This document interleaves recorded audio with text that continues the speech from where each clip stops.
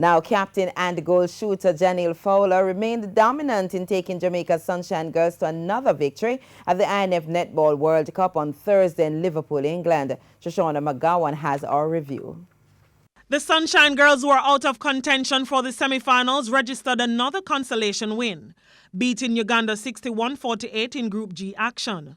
The Jamaicans surged from the opening whistle before closing out the first quarter at 13-9.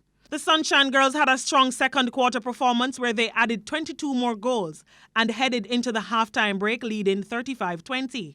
Uganda returned from the break revived, but the Sunshine Girls still outscored them 16-14 to end the third quarter at 51-34. The Jamaicans added 10 more goals to close out the preliminaries stage 2 on a winning note. Fowler was again impressive, shooting at 97.4%, netting 38 goals from 39 attempts, while Romelda Aiken had 9 from 11, Shanice Beckford 8 from 9, and Rebecca Robinson 6 from 8.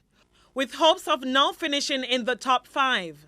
The Sunshine Girls will face another African side, Zimbabwe, on Friday at 11 a.m. Jamaica time. Shoshana McGowan, TVJ Sports.